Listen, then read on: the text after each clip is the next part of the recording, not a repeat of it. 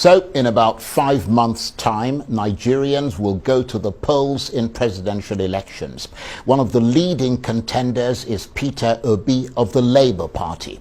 And with him in that race are Atiku Abubakar of the PDP, Bola Ahmed Tinubu of the APC, and Rabiu Kwankwaso of the NNPP. It's expected to be one of the most important votes since Nigeria returned to democracy in 1999. And the battle between the 4 frontline candidates, as well as 14 others who are vying for the top job, begins in earnest today, the official start of the campaign season. So how will they win over the voters in a country in which politics often feels a world away from the daily struggles of most Nigerians? How can they convince a skeptical electorate that they are the one who should be chosen at this specific point in the history of Nigeria to bring this country back to the right path of rectitude? Well, to attempt to answer those questions, I'm suitably delighted to say that the presidential candidate of the Labour Party, Peter Obi, joins me now in the studio. Thank you so much for being here. Thank you for inviting me. Long day for you then? Very long day, starting out day, having to go to Jos and then coming back from Jos. Very long day. Well, we appreciate your tenacity and the fact that in spite of the length of the day, you made it as you promised you would. Help us reimagine Nigeria if you win. What will this country be like under your watch? Well, you've said it. Whoever assumes office next year as the president of Nigeria will be faced with an array of daunting tasks that he needs to deal with. At times looking so insolvable or huge that it can even scare you. But like I said, as difficult as it looks, it is not insolvable. There's quite number of areas to start with. And for me, the number one thing is security. Security today is impacting on virtually all facets of the country. It's impacting the most, what I can call the most important area you need to deal with ordinarily, the economy. The economy is in a bad shape. But unless you solve your security, you can't live with that, because it's impacting heavily on that. It's impacting on inflation, it's impacting on your ability to attract investments and everything. So that is the number one thing to deal with. Because if you deal with that, you can then start dealing with the other issues, which includes dealing with ensuring there's rule of law, under which you have corruption, law and order, bringing about a regulated environment that can attract investment. And then you move on to other things, dealing with the issue of human capital, issue of some physical infrastructure like power, and everything. So security top of your in tray. Number one.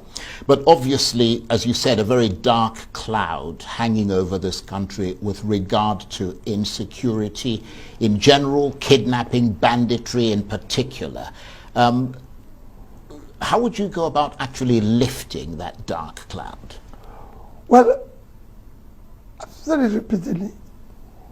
You need to be decisive. It is not impossible. There's quite a number of things which I can't disclose here that you need to put in place. Well, that's really what we want to talk about, isn't it? But among them yes, is multi-level policing, from local government to state to national. Looking at reviewing the entire security infrastructure security architecture. You need to deal with this. Be able to have appropriate manpower, appropriate equipment, training, support, motivation. There's quite a number of things. And I can tell you, it's something that I study every single day. I've met various arms of our security system, do a detailed study, compare it with other nations of the world, and imagining what to do. People will always say, that's the detail we want you to give. No. Once it's security, all I can tell anybody is that I should be held responsible. Right. We'll be decisive, we'll be precise, because I keep saying that is the most critical thing to deal with. If you're talking about the inflation today, the first thing you need to deal with is the food inflation. And that can't happen unless you get your farmers back to the farms. And they are not there because of insecurity. So you need to get them back, support them with implements and what they require to grow more food. Your biggest physical asset today is the vast land in the north, which you need to cultivate. I just came back from Jos. We ordinarily, if things were working today, we should have a factory for chips, especially now that you have fast foods all over the place. Because you can grow potatoes there and everything. You could have coffee, everything, but the farmers are not there. And I asked them, they can't go to farm because of insecurity. So for you to turn around the country economically, you need to deal with that. And it must be decisive. For you to attract foreign investment, local investment, you need to deal with that. Yeah, but obviously reforming the security agencies and the whole security apparatus will take time and is likely to be felt in the medium to long term. But It in might the not take as long as you think. I was going to ask you, in the short term, I can tell you. what would you do to bring measurable relief? You will be, as long as you're firm and decisive and deal with it firmly, the things that are happening here that you can deal with as quickly as possible. You know, of course, that from your own experience, you've been in office as a governor, that running for office is very different from actually being in office. Because if you win, that's when it really hits you, and that's when you ask yourself what you got yourself into in a country where victory has so many variables and so many implications. How would you hit the ground running? What would your entree look like? You've talked about security, you've talked about the economy, what else? Agree and disagree, because I've been in it. This is the time to learn. This is time to ask questions. This is time to listen about what you need to do when you get into office. Getting into office and start saying what you saw when you got in, I think it's not the right thing. No, I think what I mean... So when you get in there, yes, you should already have an idea, a belief of what you want to do. yes. I've been there before. But then when you get in, the picture is often different. No, when you not much. Right. It might be, but a little bit. Right, okay. Because you have taken time to say, well, listen, I'm going to do this. I'm going to do this. I'm going to do this. That was why when I started in my previous experience, I hit the ground running from what they want. And that was why I was impeached within 6 months, because people saw things change very quickly. Yeah, but that's exactly what people want to hear about, how you're going to balance the promises you make in the campaign, about all the things you're going to deal with. And, you know, what your strategy is going to be when you get in. What I can assure you is that, and I say it, I should be held responsible. And wherever I talk now and I say, people, I want you to put on tape. I'm not talking through spokesperson. I'm talking to you directly. So you know that I'm going to do this. And you can go and ask questions in my previous engagement or involvement, whether what I say. So what we're going to see now is that all of us are going to say the same thing. All of us are going to promise the same thing. 18 of us. It is a question of who can we trust? Who can we believe? Can we look back and say, what this person said in the past, did he or she accomplish that? Or even attempt to? You might not achieve 100% result, but people will see 100% effort. And I can tell you, you can do it from day one. And are you prepared for the other outcome, the possibility that you might come tantalizingly close but still lose? Well, it's an election. It's like going into a match. I'm there to win. And that is my commitment. And I don't think I'll lose. Because there's quite a lot, and even I don't think even God will allow me to lose, because he knows the suffering of the youths and young people in Nigeria. But on a practical level, if you end up not winning an outright majority in this election, which is possible, possibly even probable, because a lot of the polls are predicting a very close election, what would your next move be? Well, I won't say what my next move will be, because I think I'll win. And if you had to reach out to another of the candidates to form some sort of coalition or alliance, who would it be? Well, I won't say that at this stage. The most important thing for me is that I think I'll win, because they need to start solving the problem of Nigeria.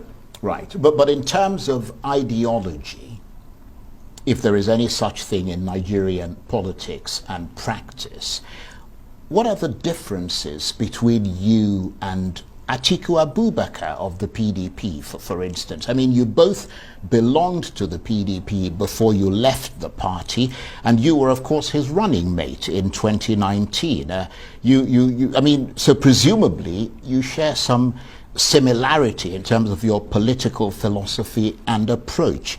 Why should Nigerians choose you in preference to him?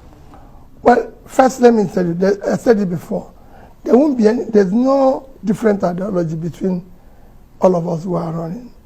Our politics have not matured where you have different ideologies and different beliefs and everything. We are at what you can call developmental level. So there's not much difference. What we are competing today, or what Nigerians need, a choice before the lives of all these people promising the same thing, who can we trust? So what we're selling now is trust. Right. I understand that. And what we're selling now is character. Did you not trust him when you were his running mate? No, I did. That was yesterday. That was the past. So I'm still asking. So for me, the past is gone. Right. We're dealing with the future, things that have gotten worse. And at this stage, I think I can solve the problem. Right. I don't want to go to the past. Okay, and the reason they would choose you in preference to him is because you're more trustworthy than he is. Is that what you're saying? No, in preference to all others. Right, including himself. That I believe that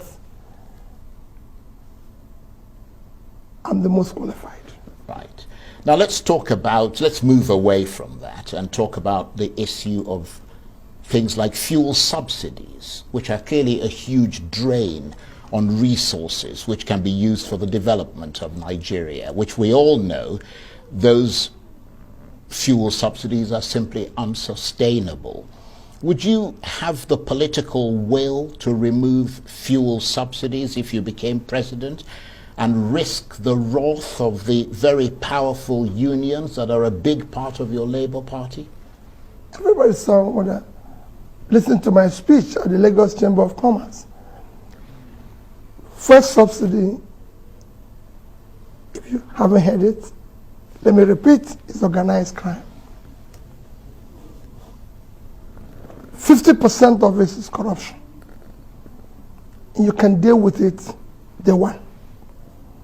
The other 50% is for you to deal with it where you remove it, but you must offer an alternative.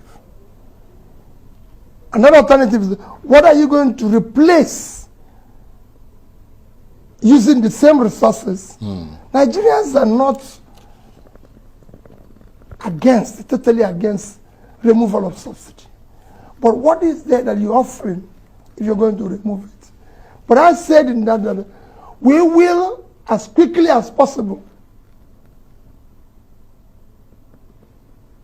bring in private sector investments supported by us to build refineries, modular refineries, everything that is possible, and ensure that since it's for local distribution, sell fuel to them in Naira, the crude to them in Naira.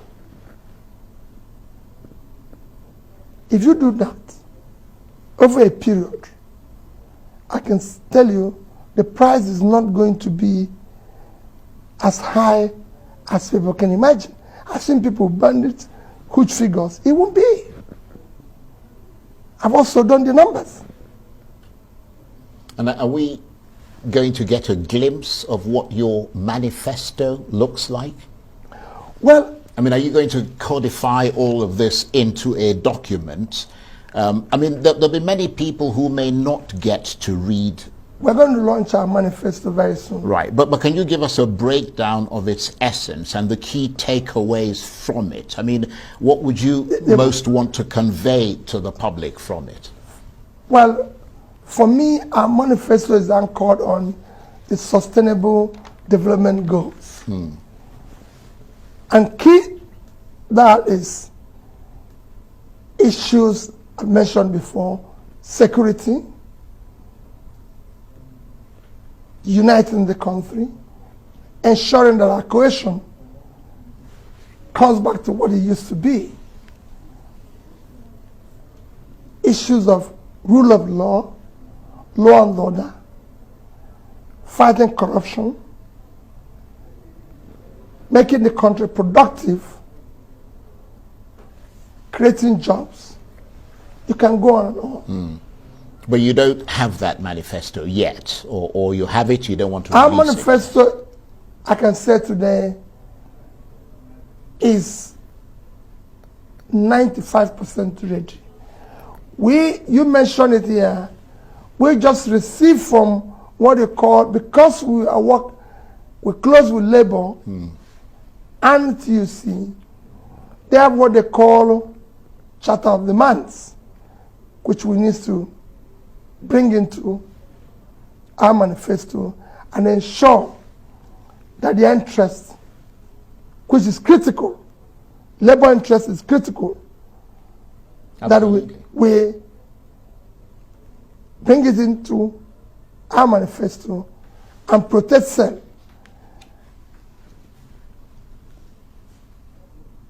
Right, and let me move into the foreign policy area, which is obviously critical for you because you're going to be working within the international community. What shape is that going to take if you became president? Everything from starting from the regions, your commitment to ECOWAS, to the Africa Continental Free Trade Area, which Nigeria seemed reluctant at the outset to sign and ratify, partly as a result of labor unions. How would you qualify your commitment to something like that? First is that our foreign policy will remain Africa focused. It is critical, but what is important is that we have to deal with domestic issues. You need to bring about and turn around your domestic situation, make it robust and economically viable in order to be able to earn your respect internationally. As for issues of being involved with the Africa Free Trade and everything, Nigeria is signatory to it. I remain committed to it. Labour is not against it. Labour is against it because you're not productive. If you put in place what will make Nigeria productive, it is actually to our advantage. Where will anybody want to invest in Africa if not Nigeria? Because you have the biggest market. But it's a market that is today a place where you have the highest number of people, poor people. So your local demand is weak. Your productivity is weak. So you can't export. So you become uncompetitive. And that is the fear, because if you open up your borders, everybody's going to throw in, and you have nothing to sell to them. In the reality, we should be the one embracing that. So for me, by the time you move Nigeria from consumption to production, if we start cultivating our vast land in the north, chance where are we going to be exporting it to? Africa first. If we start turning around our manufacturing sector, where are we going to sell it? Africa first. So it is what we need to do is to, quickly as possible, put our economy in order, which will create good jobs. And we're going to sell the products to Africa. And of course, an essential part of putting that economy in order is dealing with the rising debt crisis that this country is facing. How are you going to cope with that? That's going to hamstring you if you come into office. Yes. I've always said there's no problem with debts. It is what you use the money you borrow for. Yeah, but the money that's been borrowed now exceeds the revenue that this country has. If you increase the revenue, if you do the right things, you will increase the revenue, you will restructure the existing debts, and you'll be able to deal with it. There's nothing wrong. Nigerian debt today, even to those who are doing it, Nigerian debt today to GDP is low. Nigerian debt to revenue is high. So what you need to do is to work on the revenue side. And to work on the revenue side is very simple. Remove this country from consumption to production. You can't have a vast country like Nigeria of 260 million people living on 923,000 square kilometers of land. Our total export last year, Charles, even by the official rate, because they always argue with me when I use the other rate, is $47 billion. That is unacceptable. What are other countries doing? That is totally unacceptable. A country like Netherlands, if you minus water, it's 33,000 square kilometers of land. Belgium is 30.9 thousand square kilometers of land. These two countries are just 64,000. In terms of population, Belgium is 12 million. Netherlands is about 17.5. Call it that two of them is about 30 million people. Total export 2021 is about 1.2 trillion. And 260 million people could not do living on 900. If you minus we still have 800 and something thousand square kilometers remaining. If you minus 30,000, our population is still about 180. And we cannot do 5% of the export. Come on. And our youth, very talented, energetic, all you need is invest in them. Very simple. Every other country of the world is doing it. If you invest in our youth today, if you train them, invest in them today, they'll change the world. All these boys you're chasing and say, yeah, you your boys, are the talents you're missing that can change the world. They are your Bill Gates. They are your Bezos. All you need is to do. There's a lot this country can do. So it's a question of turn it around, increase your revenue, because the more you put people out of poverty, you're not getting revenue today because you have 100 million people living in poverty. You have the highest youth unemployment in the world. The more you put them out of poverty, the more you get revenue. You can't go and tax people who are not doing anything. You cannot, because they're not productive. There's no income coming from that. So you have a problem. I think most people would agree with you that there is a problem. I mean, you mentioned this at the outset. The key issue here is the solution. And you're not telling us what the solution is that, what I'm telling you, you have to pull these youths out of poverty. Yeah, but how? What are you going to do? Very simple. You see, you just said about our debts.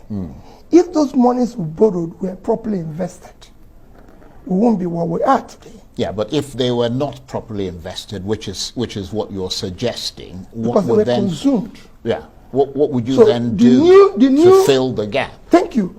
The new resources you're going to get, whether borrowed or not, you invest it. Just let me give you an example. If I read a news recently which says Nigeria in the past 20 years have borrowed 225 trillion naira over the past 20 years.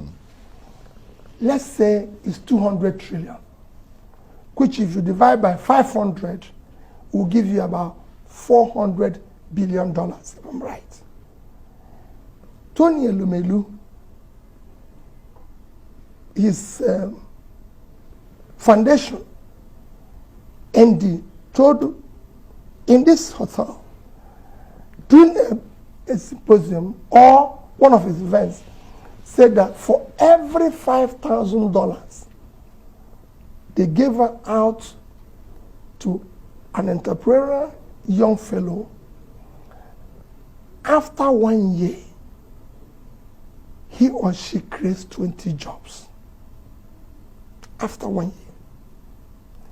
Assuming we had done what other countries of the world had done, decided to support these young people and spend a quarter of that $400 billion on them, $100 billion would have been, divide 5,000, would have gone to 20 million entrepreneurs. Assuming they created a quarter of the job, just a quarter of the job she said they will create if they give them 5,000. That is 100 million jobs. Who have not more than 2 or 3% unemployment today. That's what the country of our size needs. Indonesia have less than 10%. There's 220 something percent. That's the country of our size. Vietnam. All these countries have unemployment less than 10%. That's where we should be if we had done the right things. And you can still do it. It will be difficult. As I said, it will be difficult, but it's not impossible. There's areas you can start today dealing with. When I talk about insecurity, your greatest source of foreign exchange revenue today, 50% or more is stolen. Oil. These are where you have to provide security, ensure you earn those money, curtail your corruption, deal with cost of governance, deal with issues of subsidy. All this, when you deal with them, you bring down your exposure to a manageable level, which gives you room to earn more revenue, gives you room to even borrow more, but this time strictly for investment, not for consumption.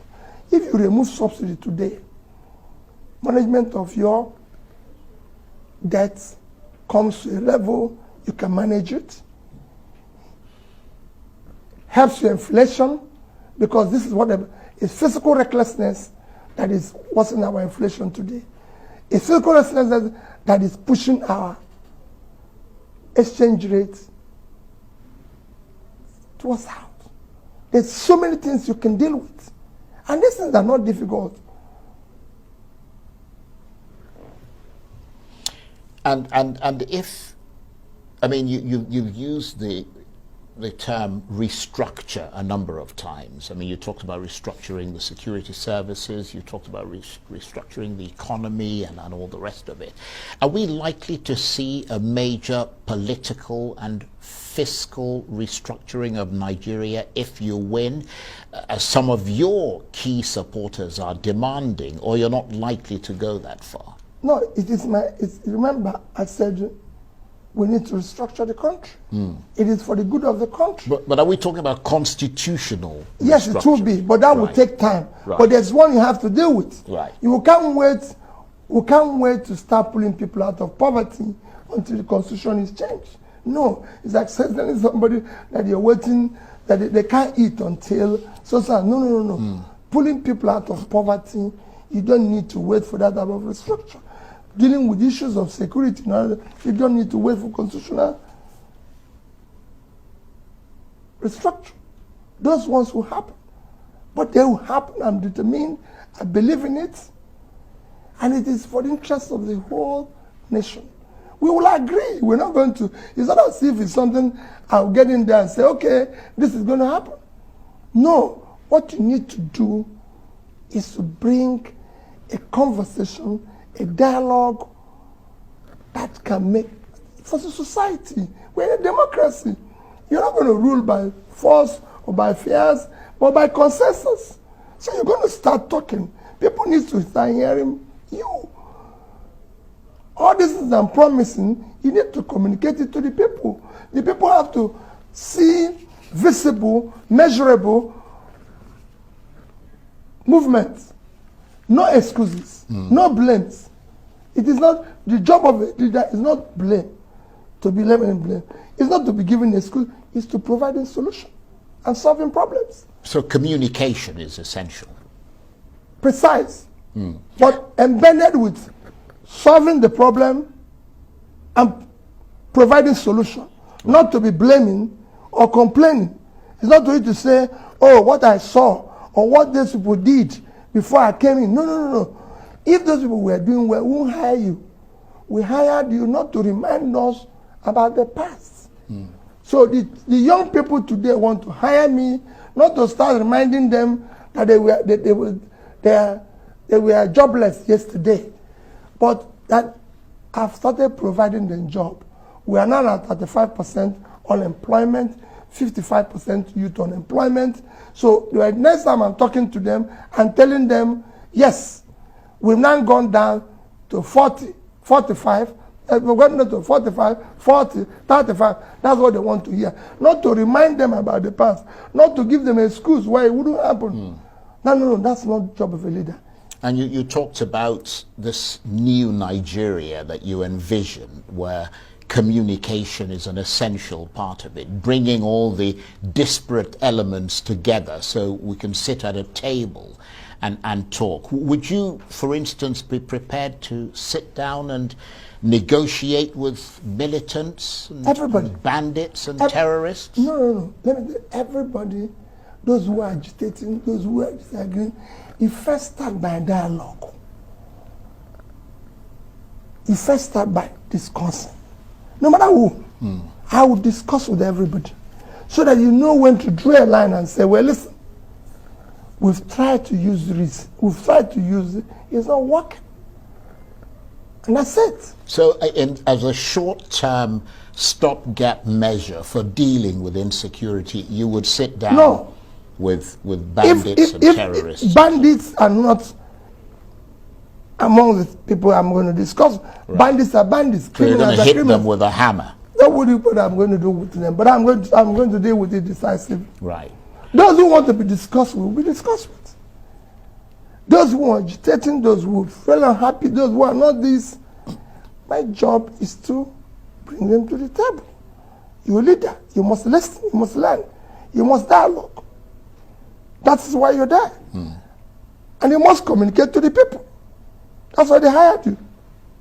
I like the word hired. Yes. That's an important word. That's what we're doing now. We're trying to hire the new CEO of the enterprise called Nigeria. So everybody now has to come with a CV and say, this is what I can do. And you have to communicate it to the people. Like I said, I'm saying it to them directly, not through proxy, not through spokesperson. So they can take notes of what I say, I will do. And when I get in there, see it visibly, measure it. And of course, in the process of talking directly to those people, as you put your CV to them and they interview you for the job, they will need to know about yourself. I mean, you're one of the front runners and one of the main players in this election. Who is Peter Obi? Just know me. Well, not me, for the audience. My name is Peter Obi. I thought so. Everybody knows. My date of birth is known. They know where I was born. I was born in Onitsha. I was born, everybody knows where I was born. In a place they call Waterside Hospital. It's known everywhere. I went to a school beside the Waterside called Santa Maria and St. Augustine, Obanam. And I went to the Christ King College. I think I went to the same secondary school as you. I was there very briefly, yes, for a year. So that's it. So at least you know that I went there. Everybody knows the secondary school I went to. And then from there I went to University of Nigeria in Nsukka. Everybody that was in Nsukka when I was there, at least one word or the other, know there was somebody called Peter Obi in the university. And I left there and I've been part of other schools like Oxford, Cambridge and everything. So this is me. I'm married, I have 2 kids, 2 graduates, 1 girl, 1 boy, happily married, everything. And that's it. And talk to us about your route into politics and public service. Was that always an area of interest for you? Was that always what you had in mind when you started your professional career? I don't know how I got involved with that chance. Everybody knows my career. I was a trader, I was a businessman. I'm a work creator. I'm somebody who likes, I love trading. I love business. It's something I do every day, even to today. I like saying, okay, well, listen, if we do this, this is going to, and that's what I do. I consult and advise people today. But obviously, I can't do it again because I found out that the public space needs more people of character, integrity, competence, capacity, commitment to do the right thing. Because if you get it, you deal with one of the greatest problems of this country today. It's corruption. So when you're talking about where you're going to get the money, if you reduce the money people are stealing, if you reduce waste, you're going to deal with it. Charles, we're the only OPEC country that is not producing our quota, apart from Venezuela. Because of what? They have sanctions. In our own, is because of stealing, because of all sorts of things. And you know that nobody can steal oil unless you are powerful or you're involved with government. And I can tell you, look at the laws. In July alone, out of 1.8 million barrels we are allowed daily, we could only do 1,083,000, losing 717 per day. A country that needs every $1, $1 dime, we need it. We're losing 717. Multiply with 31 days, Charles, is 22,227,000 barrels in July. And an average of $110,000, we lost $2,445,000,000. That's what we lost. In August, it was even worse. 975 barrels a day. We were losing 825. Multiplied by 31 days, about 25 million barrels. An average in August was about 100. So he lost $2.5 billion in August. It can't go on this way. So what are you going to do about corruption then? I mean, beyond plugging the holes, will you be arresting people, prosecuting them? Charles, first is that I'm not going to do well on yesterday. Yesterday is gone. I've said it before. You can't shut your shop and be chasing thieves. Because by the time you come back, goods have expired, you've lost customers, so you're in a worse situation. So we're going to deal with it from the day I start. Charles, I said all of us are going to say the same thing. But how do you evaluate us based on issue we're discussing? Corruption. How did the person manage the last opportunity where he serves? The measure of corruption perception index today is one thing. How you manage public resource. So if you're a governor, includes allocation of land. Did you allocate all of them to yourself, to your wife and your family? Appointments. How did you do the appointments? Physical management of funds and everything. Charles, go to Anambra State. If you see one land of Anambra State government allocated to P2B, directly or indirectly, come out, stop contesting. Go to Anambra State and see whether there's anybody related to me that will serve as a commissioner. Come, I will stop. I can go on and on. Of course, you know how I manage their money. Anybody can accuse me of anything, but Charles, I left in 3 banks in Nigeria. I didn't say one. Access Bank, $50 million and over 10 billion naira.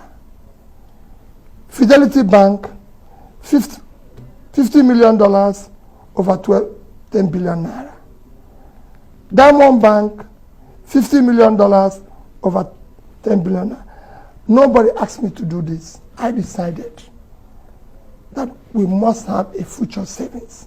And I started saving. These are monies that were converted into anything. Use it anyhow. I was #1 in MDG, Millennium Development Goals. So it wasn't because of lack of achievement. We were #1 state by the time MDG was concluded in the year 2015. Recognized by the presidency and the UNDP that Anambra performed #1 in that measure, clear measure of development, because we deal with the issue of pulling people out of poverty, issue of education, issue of health. So this is not, it's just like saying today, Bloomberg released a poll, it's not P2B and Sons poll. This is UNDP. I can't manipulate them. So when people say to me, oh, you didn't achieve it, I said, UNDP. There's only one measure of development from year 2000 to year 2015. Millennium Development Goals. That's what China used in their development agenda that made them to pull 439 million people out of poverty. I became governor of Anambra State in 2006. We started implementing it in 2008. So we lost 7 years. Right. But the year 2015, I was #1 in the country. I wasn't owing anybody, government, civil servant, salary, pension, gratuity, the day I left office.